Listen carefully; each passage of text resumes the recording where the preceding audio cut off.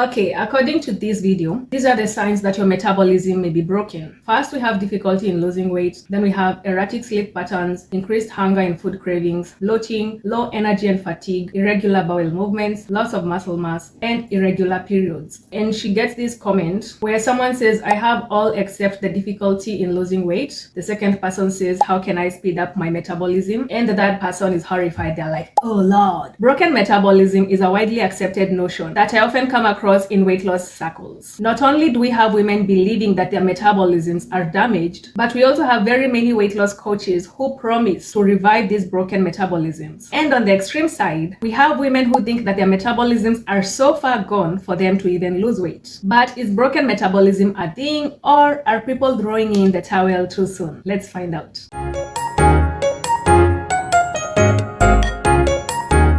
Hello everyone and welcome back. My name is Daisy aka D, and I make weekly videos talking about weight loss beliefs that often complicate weight loss for women and make it harder for them to achieve the results that they want. And if that sounds like something that you will be interested in, I would love to have you join our community. With formalities out of the way, let us now discuss the elephant in the room, no pun intended. And that is the idea that some women have slow, broken, or damaged metabolism. The emphasis is mostly on the broken and damaged metabolism.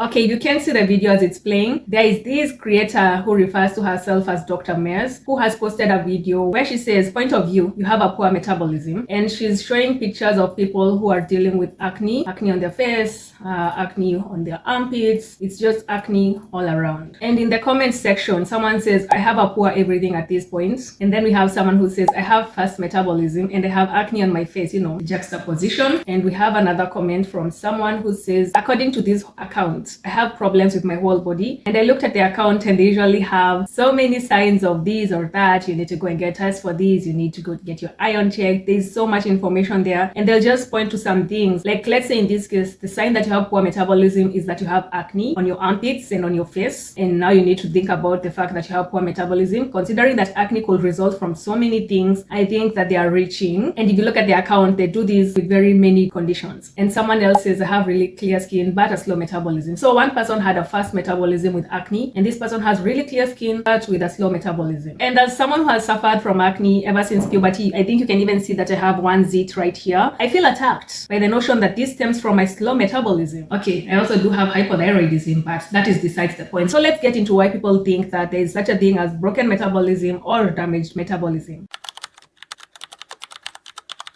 Before I can cover whether broken or damaged metabolism is a thing, we have to cover why so many women believe in it. And I have a short story to share with you, which you might even find relatable. I like watching Hannah Alonso's videos on MLM horror stories. Hannah Alonso is a content creator on YouTube who does MLM horror stories, and I also know that she's now doing this influencer insanity series, but I found her through the MLM horror stories. As much as MLMs, these are multi-level marketing companies, as much as MLMs are not a big deal where I come from, we have a few such companies that often prey on people, and it is very interesting to hear how pervasive they are in the US. Now, in one of her videos, which was her 100 MLM horror stories compilation, she featured a story about a lady who had tried Optavia's fuelings, and this helped her lose 80 pounds in just 3 months. And all she was doing was drinking these prepackaged shakes, fuelings that were enabling her to eat around 800 calories every day. During the diet, she was tired and she was moody, but the results were worth it. We're talking about a whole 80 pounds. However, as soon as she went back to eating normally, she started gaining weight fast and she was unable to keep it off even though she was trying to. Eventually, she went to her doctor and he told her that there was nothing that he could do about it. In fact, he said that he had seen so many women go through the same thing after doing a fad diet, and it all came down to the side effects of these diets on their metabolisms, the negative side effects of these diets on their metabolisms. As you can imagine, she was devastated because she had to choose between gaining weight by eating normally or continuing with a restrictive diet that just comprised of fuelings. And she is not alone in this. Many women who have tried one diet after the other often find themselves dealing with this. They often get to a point where they feel that no matter what they do, their bodies just won't respond to their efforts. And each time they restrict their food and then regain the weight, they start thinking that their metabolisms are damaged beyond repair. I cannot even count the number of times that a client in my Better in 90 program has told me that the issue they are facing is because of damaged or broken or slow metabolism. It is a very common belief. At the same time, beyond people's own experiences, we have people online who claim that going on extreme calorie cuts or engaging in yo-yo dieting, where you gain weight and lose weight, can ruin your metabolism. And they make videos like the ones I showed you where they talk about the signs of slow or broken metabolism, and often these relate to weight gain after a diet. See this video for example.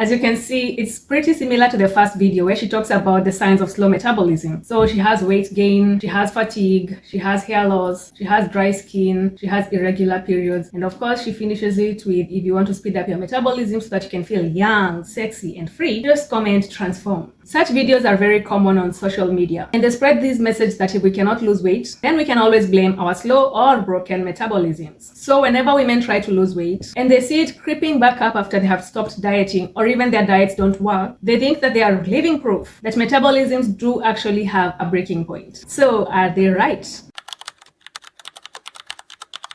While people think that their metabolism can break, the truth is that our metabolisms are adaptable to our current needs and states. So rather than get damaged, your metabolism adapts to your current circumstances, which is something that I discussed in myth number 30, which I will link in the description below. As such, when you cut back on calories, that is going to a calorie deficit, your body finds ways to conserve energy in lieu of the reduced energy intake. Therefore, you find that it subconsciously gets you to move less, lowers its resting metabolic rate, and increases your hunger signals. Now, these changes do not stop weight loss. Instead, they just make it harder for you to lose weight. For example, if you're barely moving because you're feeling tired, then your non-exercise activity thermogenesis, which is NEAT, reduces. And this lowers your calorie deficit. However, you will still lose weight if you remain in the calorie deficit. But can you avoid this decline in your metabolism? The answer is yes. These metabolism-related changes are reversible. In fact, according to research findings, even if you have undertaken one extreme diet after the other, your body's metabolism can still normalize. Once you go back to eating at maintenance and you couple these with healthy habits, such as strength training and eating adequate protein, your body adjusts accordingly and it increases its metabolic rate. Remember the lady I mentioned earlier from Hannah Alonso's video? Well, she did not allow the opinion of her doctor or naysayers to get in the way. She embraced whole foods, she started walking more, and she has now lost the extra weight and kept it off. I will link Hannah's video in the description so that you can go and check that story out. And her story is one of the many success stories that we have to date. Of course, while you can reverse the negative side effects that come from these reduced metabolic rates, it helps to note that extreme dieting comes with adverse health effects. And if you can hear that construction, there's really little I can do about it because there's construction. Now, these negative impacts on your health include the loss of muscle and long-term health issues, as we discussed in myth number 33. So if you are yet to engage in an aggressive or extreme calorie deficit, it is best to avoid one because the trade-offs can be very significant. Many times, women state that the reason that they are not losing weight is because they have a slow or broken metabolism. But if we are being honest, there are many people out there who blame their metabolism, while in reality, they are eating at maintenance or at a surplus. I came across a creator who put this quite well. I don't think enough people realize the amount of effort it takes for the average person to be in the body that they want to be in. Take me, for example. I walk 10,000 steps every day. I work out 4 to 5 times a week. I've been doing both those things for like 10 years. I prioritize sleep like it's my job. I'm very conscious when I go out to eat about what I'm eating and what I'm choosing off of the menu. And I bring this up because this is a conversation I keep having with clients because they get into this why me mindset. Why is this so hard for me? And I'm like, because it's simply fucking hard. The world that we currently live in is not designed for weight loss to feel natural or easy. We have to actively work against it. We need to unlearn and relearn a lot of things and rebuild a lot of new habits.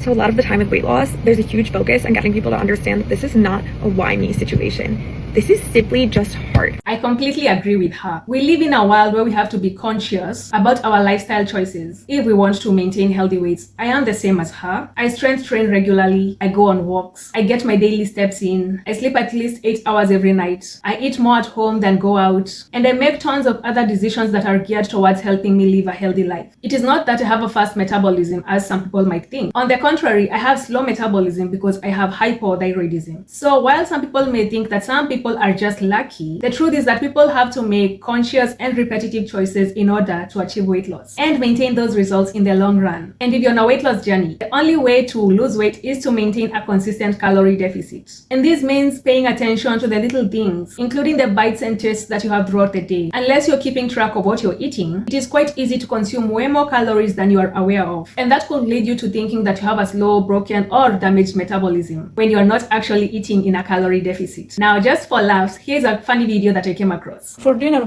I have just a little bit of meat, some rice, broccoli, and that's it.